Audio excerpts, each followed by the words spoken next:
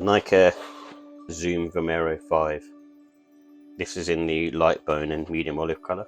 I'm kind of like looking at the colour scheming compared to the other ones. I don't think it is comparable. The metallic silver, I would love to have the supersonic version, but the prices on those are too high, and I don't think they came out in the UK, so probably not going to go for those. Not that much of a Vomero fan where I need to have every single one. But this one I saw for cheap, so I thought I'd take a look and see, what it's like and whether it's worth grabbing. I can see, the olive colour on the sole. It seems to be, a nice hit. So you've got the olive colour on here as well on the swoosh, and also the lighter olive in the mid cage of it, and generally on the tongue as well. So the tongue's perforated as well, as you can see, and then also within the inline liner, I can see that's been in olive as well. So that the Vomero I think is a cool sneaker anyway. So it's got sort of the Zoom technology in there and Cushlon. It is comfortable on foot. I wouldn't say, to me personally, I think the New Balance 2002R and the 1906R are more comfortable, but these are still kind of up there. It's nuanced really. Some people would probably prefer these, some people prefer the 2002Rs. I just find 2002Rs a bit more, I suppose, sort of squishy and a lot more neutral on foot, whilst this is kind of similar to more, I suppose, like Air Max trainers, so it's slightly, I suppose, firmer on foot. What I have an issue with the metallic silver version I have, maybe because it's a women's version, so it might be the shape is slightly different, but my pinky toe on the right side of the trainer usually sort of starts to hurt after a while, and even though I've tried to sort of loosen the bases and stuff as well to make it sort of more spacier, I have still a bit of an issue with that, where it kind of just, it's similar to how certain Jordan 4s fit as well.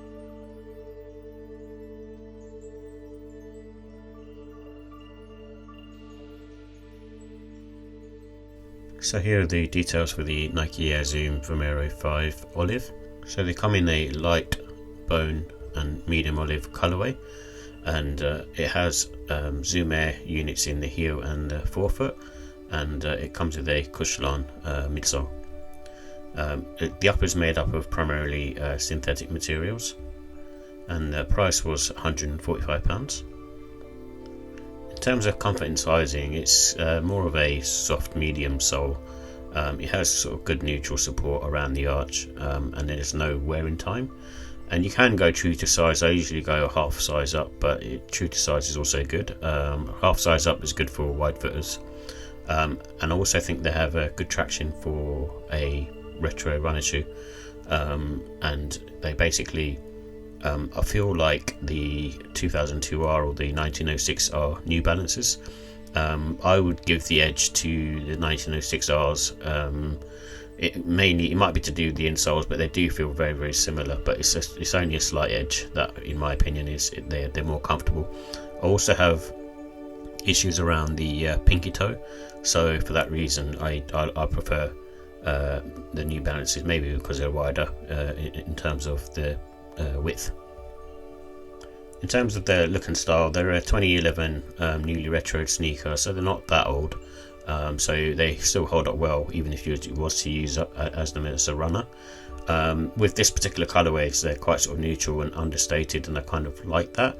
So if you don't have sort of the other colourways, this is a good one to go for because it's not too loud. Some of the other colours I think are a bit too loud and may not be everyone's cup of tea, but with this one you pretty much dress it with anything.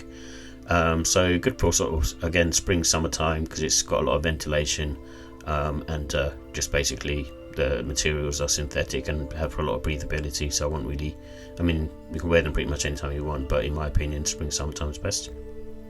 Again, kind of rock these more casually, in my opinion. I don't think you can dress them up too smart, but with this particular pair, because it's got an olive colour, I think anything that has sort of olive in it just gives it a kind of more understated but also a slightly more classier look. So for that reason you could dress it up slightly, maybe just wear some chinos, or a kind of casual blazer. And they come with olive laces. They're quite sort of dark olive laces, but you can also use sort of white, cream or sail laces in there as well. But I think with this particular one, I think the rope laces go well with this particular model.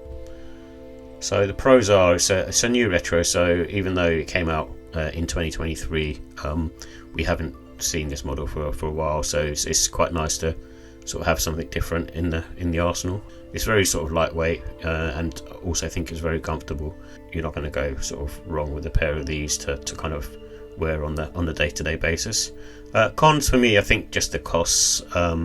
It's still sort of priced too high at £145, and I also think the colour's not for everyone. So potentially, depending on who you are and how you dress, the olive colour might not be right for you, and sometimes just going with a simple sort of white grey sneaker is the best bet.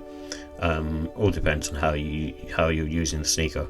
And for me, I think I only have issues with my pinky toe in terms of comfort. It kind of occurs after sort of wearing them pretty much all day, and after probably about 4 or 5 hours, that's when I start feeling it. In terms of the rating, so I give this in terms of looks and style, I'll give it a 4 out of 5. Reason being is I think there's nicer colorways. I have like the Photon Dust pair personally, so for that reason I don't think it's better than those. But like I said earlier, if you don't have a pair, then this is not a bad pair to go for, especially in the sales. In terms of comfort, I give it a 5. It comes into sort of small gaps really of like what is the most comfortable sneaker, this or a 2002R, but everyone's feet are different, and also depending on the insole that you have. In terms of quality, I give it a 5. I think there's nothing wrong with the actual sneaker itself. I didn't see no glue stains, no threading or anything of that sort.